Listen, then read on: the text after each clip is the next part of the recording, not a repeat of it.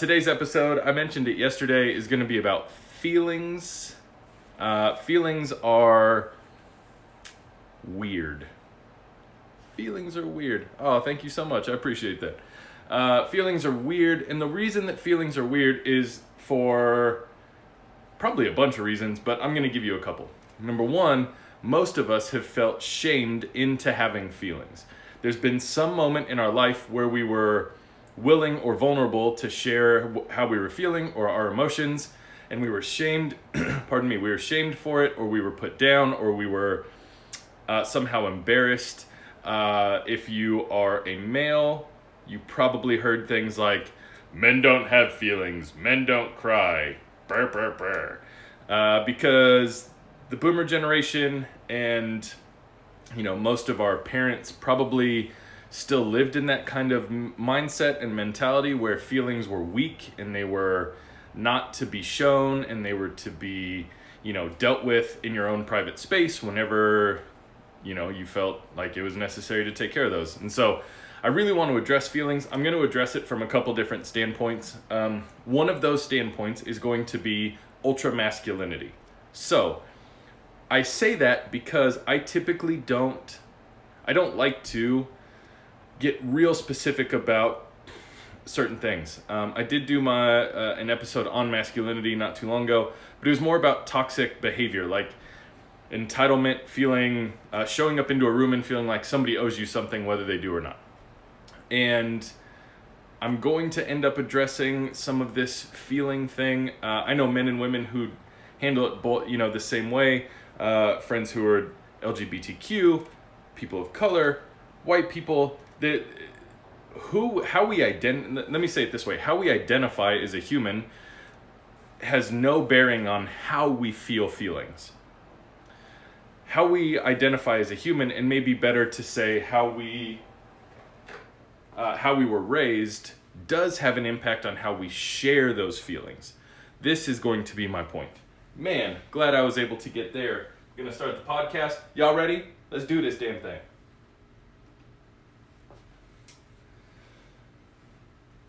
Hey, welcome to another episode of Self to Society. My name is Dennis. I am your host. I'm the beardless wonder now. Oh, shit. And this is bad news. If anybody knows me and sees me drinking one of these, please slap it out of my hand immediately. I'm drinking a Monster if you're listening on the podcast, and it is not wise. I shouldn't do that. But I am, so fuck it, let's roll. So today's episode is about feelings. Ultimately, it's going to be the balance between feeling our feelings and then sharing our feelings and all of the fucked up shit that we've heard in the middle of those two things. So it doesn't matter how we identify. You could be white, black, male, female, gay, straight, trans, binary, how we identify, or non-binary, how we identify has no bearing on whether or not we feel feelings. We all fucking feel feelings. We feel them in great depth. We experience emotion in ways that we cannot control.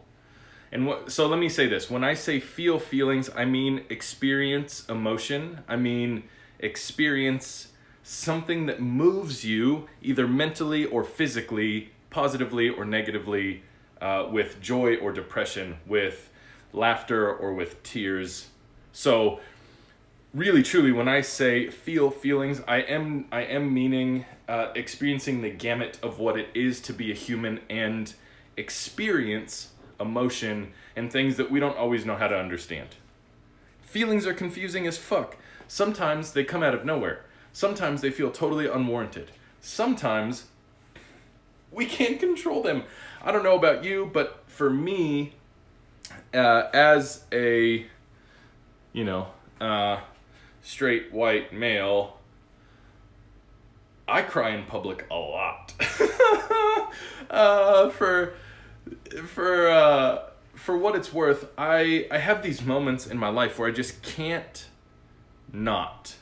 I can't not. I'm so moved in joy, or I'm so moved with sadness or anxiety or depression or um, gratitude, that I'm just moved to feel things. And when I feel them, I try, I don't always, but I try to express them in ways that are healthy. I'll get to that. In ways that are healthy. So, if you're listening and watching, let me take a deep breath and just sort of slow this down a little bit. I know a lot of humans who are not comfortable sharing how they are actually feeling in a moment. Now, I know a lot of humans that are comfortable to write in a journal or to follow up with somebody and write them a letter. I know humans who can come back and tell about an experience. So what I mean by that is not necessarily sharing our feelings or emotions vulnerably, but sharing them as something that happened. I felt this, as opposed to I feel this. And that might seem like a real weird small little twist, but to say, to come to yourself or to somebody that you know or love or trust or am confessing or expressing something to and say, I feel, as opposed to saying I felt. I feel is I'm in it, and I'm asking for you to meet me in this place where I am feeling. Therefore, what we're really asking for is to be heard, first of all, and an attempt at being understood. We're not always heard, and we're not always understood, but when we say things like, I feel this, when you're speaking to somebody, you're asking to be heard and to be understood. Now, if you've been shamed for how you feel at any point in your life, I know as a young boy, there were times where it just like wasn't okay for me to have these kinds of feelings. It wasn't okay for me to say, yes, I actually do feel this thing right now. It was not okay. Most of the time because I wasn't being heard or understood. Not necessarily that it was less that I would be shamed that I had a feeling, and it was more that I would be dismissed in that moment. And so I wouldn't be heard or understood. And so the vulnerability that it takes for us to come to a moment, a place, a person, a situation, and say, I feel, is extremely brave. It's one of the bravest normal human interactions that we can have, in my personal opinion, because it takes that vulnerability and it takes effort and it takes the willingness to say, I might be dismissed, I might not be heard, I might not be understood. And that's hard to do. I don't like to do that. I fucking can assure you that I do not love that feeling. I don't love that feeling, especially when I am misunderstood or when I'm not fully heard for what I'm saying or for what I'm saying or what I'm feeling. And oh man, this topic is so much. I love it. I love it so much. So let's take a step back. We all feel. We all are humans who feel. We don't always know what that means. We don't always know how to put it into words. For some of us, we're verbal processors, and it's easier to convey how we're feeling by speaking it out loud. Sometimes that takes 10 words. Sometimes it takes 10 million words. I'm the 10 million word guy. If I feel something, I want to get all of the words that I'm thinking that relate to this feeling out. And if I do, I'm able to process that feeling and that moment and that emotion with whomever I'm feeling it with right then much more effectively than if I'm relegated to having to go away and write it or say it in 10 words or less sort of thing, right? So for me, I'm a verbal processor. Obviously, I fucking do this podcast by myself. So this like is a form of me doing the very thing that I'm explaining. And so we all have these emotions and these experiences where there are things happening in us, right? We have some of the highest rates of anxiety and stress and depression ever recorded in human history. I don't fully know what that means, because I'm not sure that we've looked at data like that until, the last 20 or 30 years, in the same way that other generations would have, based on that kind of blue-collar patriarchal culture. Maybe I'm wrong, but we are one of the most stressed and anxious and depressed cultures ever. Those are feelings. Those are, in fact, emotions. And when we suppress those things, and we lie to our friends and our family, and we say, no, I'm fine. No, really, I'm fine. We're doing a couple really damaging things, in my opinion. One is that we're hiding, which is really scary. And number two is that we're trying to convince ourselves that what we're feeling is illegitimate.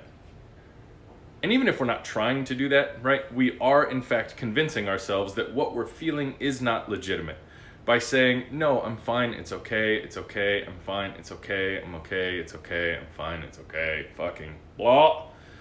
We're simply doing a disservice to ourselves as thinking, feeling, breathing, wonderful humans. Because we're taking that and we're pushing it all the way down. And when we suppress in that way, not just suppress our emotions, like pretend that they don't exist, but when we do our best to convince ourselves that we're not actually being affected by these emotions and these feelings and these experiences, we're fucking with our brain. I have two friends who have been through some pretty heavy shit. One is like a longer term heavy shit, and one is a very recent heavy shit. And both of them, one of them, I'm very grateful for this, his therapist suggested that he admit that what he's feeling is a trauma. That what he's gone through is in fact a trauma, and that that's okay to say, and he should in fact address it as such, as opposed to saying, oh no, it's fine, it's not a big deal, it's okay, I'm okay, it's okay, I'm okay, I'm gonna be okay. That is wonderful advice. It's wonderful advice. I actually took that advice from his therapist, and I transferred that to another friend of mine who went through something really fucking heavy really recently, and in really allowing that to take shape in my brain, I was able to encourage a new friend that what he's feeling is, he's not a new friend, but a friend, what he's experiencing is in fact trauma, which is going to make it hurt, and it makes it hard, and it's complex. Fucking, it's complex. So I'm going to take a timeout, and I'm going to just say out loud for all of you listening, if in fact you have, you're going to know what this is when I say it, so I don't have to preface too far. If in fact you have experiences in your mind that you still downplay, I want you to say out loud, even while listening, or stop this and join it later. Even while you're listening, I want you to stop and be willing to say, I experienced a trauma in that moment. Whatever that thing is or those things are, I want you to be willing to say, I experienced a trauma, and that is okay. You may not be okay, it may not feel okay, and it may take a long time. It may take days, months, therapy, years, all of those things for you to actually heal. But if we're able to say, I experienced a trauma and it's going to be okay. It is going to be okay. It is okay that I experienced a trauma and that I can call it that, and I'm going to recognize it so that I can then go heal, right? When we're willing to call a spade, especially when it comes to feeling and emotion and trauma, we're giving ourselves really the greatest opportunity to heal. We're giving ourselves the greatest opportunity to step into this space and in some way defeat that negative emotion. Let me switch gears a little bit, because I felt like that was very important to say, that you have the freedom, and I'll say it this way also. You have permission to feel the trauma. You have permission to admit that it in fact is and was traumatic. You don't need that permission from me, but sometimes I think that language is very important to hear. So there you go. I hope that helps and opens up your heart. Additionally, emotion and feeling isn't always negative. When I talk about this topic, feelings and emotions and experiences with emotion and things like that, I'm not simply talking about pain and stress and heartache and the experience of a loss or some personal trauma that was done to you. I'm not simply talking about those things. I'm also talking about happiness and gratitude and joy and appreciation. I know an assload of people that do a really terrible, half-ass, unknowingly bad job of expressing the good parts too. So this isn't just an encouragement to cry or an encouragement to, tell somebody all of the bad shit that's ever happened to you. While that may be helpful, that's not totally what I'm suggesting.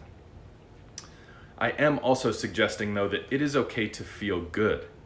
It's okay to have positive emotional experiences. It's okay to have a really great time with somebody and to say, holy fuck, I had a really great time.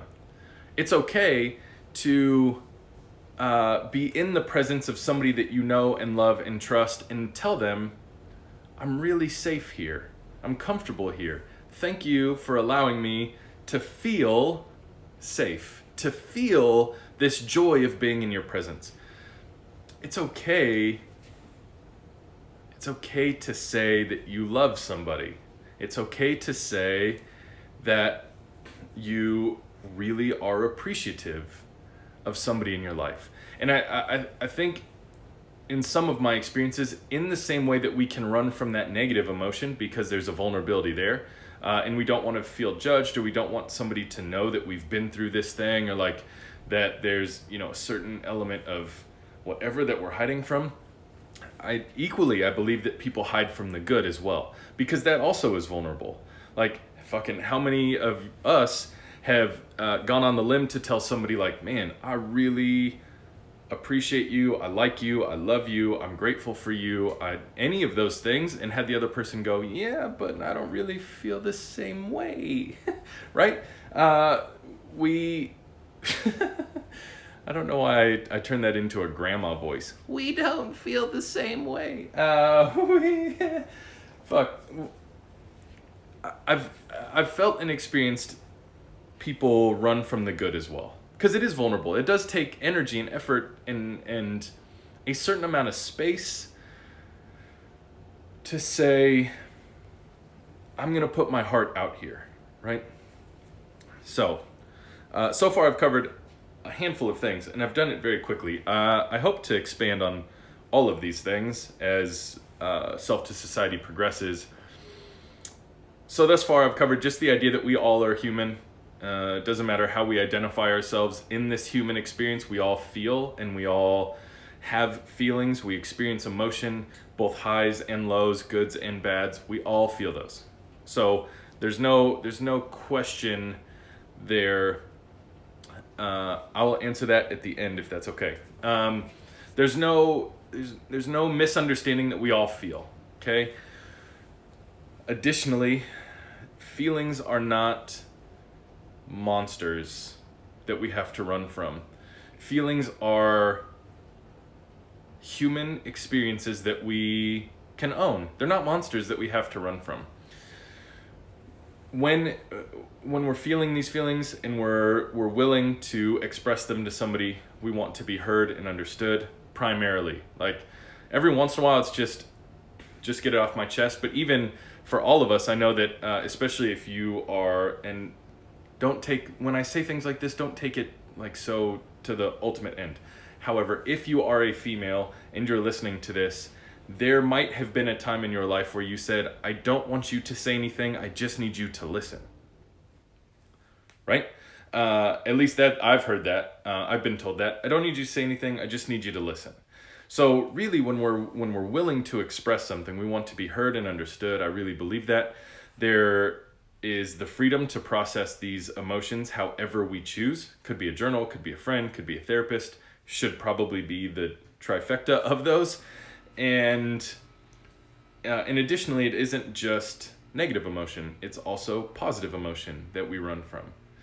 We run from sharing our true feelings. We run from the first time that we feel love for a new partner. We run from that because we think all sorts of things. They're going to think I'm crazy. It's too soon. It's too early. What are they going to say? What are their friends going to say? What are my friends going to say? Right? So we take these emotions and we put them through these weird filters that don't even fucking make any sense. They don't even matter. If I love somebody or something, I can express that without needing to hear it back. I think that's also something that we disregard a lot, is that we're able to share and express our emotions, but most of the time we want a call and response. We want a, I love you. Oh, I love you too. We want a, I'm going to say this and you're going to give me some response. What I think would be really healthy for us to strive to, and I don't even know how possible this is in the long run of things, but is for us to find such an independence in and of our self-worth that we're willing to say things like, I'm going to tell you something and I don't need you to respond. I'm simply telling you because it's something that I feel, or it's an emotion that I have and I don't want to keep it inside. And then we can tell people things, I like you, I love you, I appreciate you, I'm grateful for you, this really hurt me, I don't like that I felt this way, I don't like that this situation made me feel this way. And sometimes we just have the freedom to say, I don't need you to respond, I just need you to hear and understand what I'm saying. There's a great difference. White Men Can't Jump is a fantastic fucking movie. But there's this thing where one of the characters is talking to the other characters and they're talking about Jimi Hendrix. And they're fighting over the difference between hearing and listening. Do you listen or do you just hear? And the scene is hysterical because it is because the dynamic between the two characters. But it's such an important question. So now I'm going to turn this conversation around just a little bit for the last few minutes. What about when people come to you with their feelings and their emotions and their vulnerabilities and their truths? How do we respond then? How do we respond when somebody comes to us and says, hey, I feel this way. Can I talk to you about something? I feel a little bit uncomfortable. I feel as if blank. How do we respond in those? Are we listening? Are we hearing? Are we letting those words really penetrate our brain? And are we taking them without a bias? Which can be hard, especially if you're in a relationship. If you're in a relationship, we become predisposed to respond to our partner in a specific way. We have a number of experiences that almost teach us in a pattern on how to respond to our partner. And so it can become relatively difficult in long-term friendships, relationships, etc., to listen with a non-bias.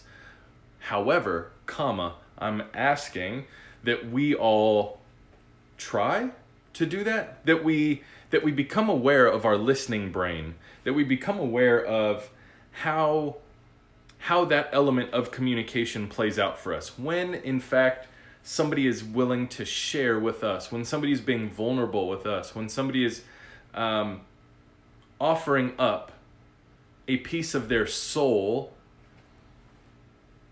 how are we handling that?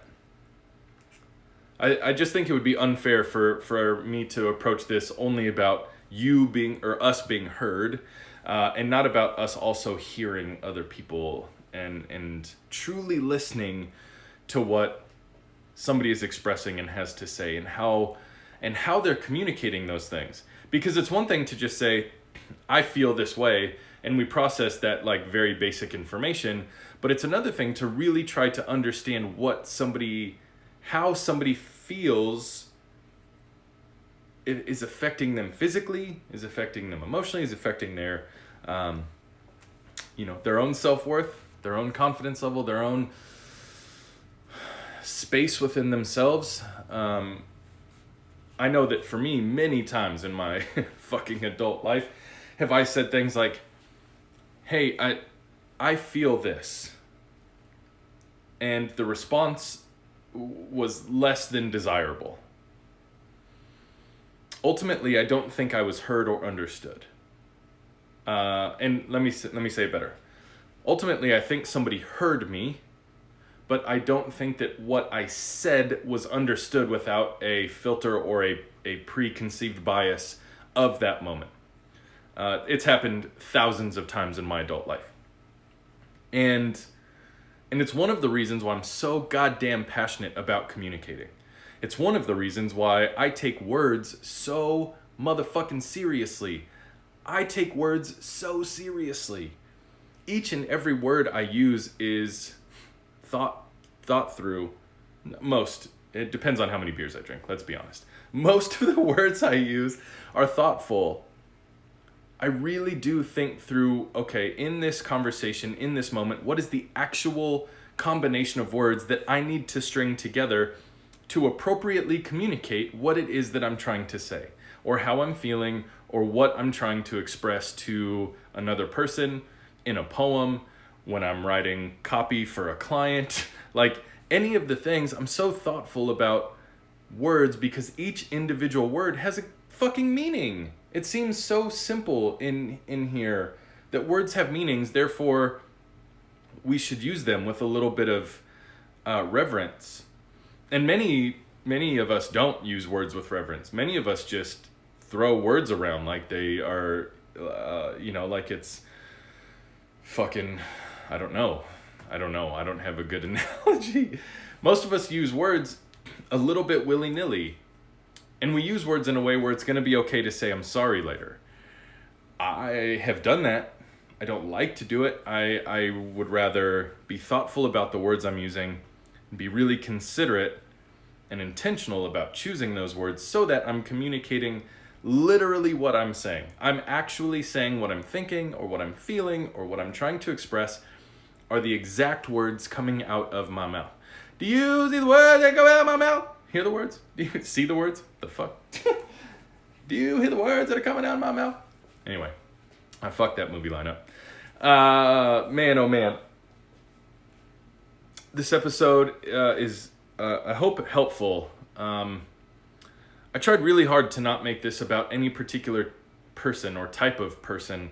I originally, truthfully, was going to talk about men and our inability culturally to feel okay to feel. But it didn't seem fair to me. So I did approach it in a more general way. I'm happy to approach any of these ideas more specifically or do an entire episode on some of them. So if you have a friend who you think this could help or assist or give a little bit of insight to, I would love for you to share that. If you have not, please subscribe to the podcast. I would love that too. I appreciate you listening. I'm going to shut off the podcast and I'm going to stay up on Instagram Live for a minute. I appreciate y'all listening, and we'll do this again real soon. See ya! Instagram, what's up? All right, I got a question. How does being more open with our feelings help us in the long run? A lot of mean people would take advantage of the situation. Great question. Fantastic question. Ultimately, when I was talking about the positive emotional release, I think this is a huge thing there. Not that it doesn't happen in both sides of that equation, but I think ultimately people are more afraid to feel. I don't know. I actually don't know where I was going to go with that. I think people are more afraid to feel embarrassed that they were willing to share than to share at all. There are some people, I imagine, in each of our lives who would take heavy emotional information and use it against us. I think there are some people probably in all of our lives. My suggestion, first of all, is that if you can identify those people, move them out quickly. And it doesn't matter who they are. It could be your mom, it could be your spouse, it could be any number of people. If that is a a known and common experience between you and another human, move them out. I'm not saying get divorced in this particular scenario. I am saying, though, put up some guards and shields, and if it's a relationship that you want to continue, go to therapy and get counseling, and then have a mediator and a safe place to really talk about this issue. So that's one thing. If there are toxic people in your life that will take advantage of how you feel and how you emote, move them along, especially if they're just friends, or if there's not a forever type of hold on your relationship, just move them along. When it comes to good emotion, I would encourage you to say, what do I have to lose? What do you have to lose? The reason why I would suggest that is because it takes the pressure off of the person, and it puts the pressure on you. It puts the pressure on you to not be manipulative with your feelings or your emotions. It puts the pressure on you to be really considerate about, do I actually feel this? And if I do, is it worth expressing? And if it's not worth expressing, move them along. So there is a responsibility from the listener to listen. We don't get to control that responsibility, though.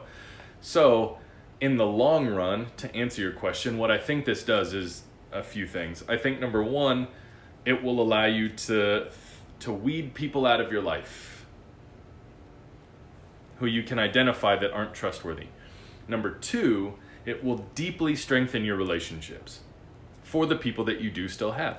And number three, it will it will wildly grow your self-worth and self-esteem when you can believe in your thought process and your emotion so deeply that you're willing to process it and then share it with full conviction, without trying to manipulate, without trying to get your way, without trying to say something so that somebody else responds in a certain way. I really believe that the more intentional and thoughtful we are about how we communicate on a foundation of, I need to make sure this works in here first and not just say things in order to get a response or whatever, I really do believe that adds to our self-worth, because we're keeping ourselves accountable, because we can't hold people accountable to listen to us. All we can do is call it what it is when they do or don't. So if you continually express yourself to somebody vulnerably and they continue to dismiss you, or they continue to not really listen, or they continue to pacify or even mock you, leave. Just quit doing that, because then it becomes you. We can't control how people hear. No matter how many times we say, I would really like for you to communicate with me in this particular way, we can't control it. So if people don't take our request to heart and do as such, we have to trust that how they're acting is actually how they're acting. So that puts all of the burden on us as the communicator and as the one thinking and feeling, that we would say, okay, whether I like it or not, my experience is this. And so I'm going to operate in this moment as if all of the experiences are what they say they are. And then if you still feel like communicating those things, then fucking go nuts. But ultimately, I believe the long term, what it does for us is it makes us more confident in who we are. It gives us a stronger self-worth. It allows us to trust what we feel and what we think and how we experience emotion. And in that process, we can weed out shitty people in our life, or people that don't really want to be there anyway. Let me say it that way so that it's not so negative. I mean, there probably are some shitty people in all of our lives, but really the truth is that when somebody chooses to not show up the way that you are asking them to, they don't want to be there that way. And that's their decision. So I hope that helps answer your question. It was a pretty long-winded answer, so I hope that it helps. I'll stay on for a minute. Anybody else have a question? It's kind of fun answering a question live. I'll do all these waves. The last time I waved, so dumb. I turned the camera all the way around like a doofus. All the waving. See, I did. Son of a gun. Anyway, I appreciate y'all being here. I really do. I love I love doing these lives. Oh, I can comment? That's weird. Who has time to do that while they're talking? I love doing these lives. It's like, honestly, truly, it's one of the most fun parts of me doing the podcast, because even though I don't always fully interact while I'm recording the episode, because that is a little bit stressful, I love that it feels a little bit personal. So in regards to feelings and emotions and the shit that we talked about, if you have questions, or even if you want to run the basis of a relationship by me and get my opinion, I'm happy to. Like, I'm not a therapist. I just love this shit. And so I would also suggest finding a therapist for every human. For every human. All right, y'all, I'm out. I got to go to a meeting. I appreciate y'all very much. Thank you for being here, for listening, for your support, for being a part of the neighborhood. See ya.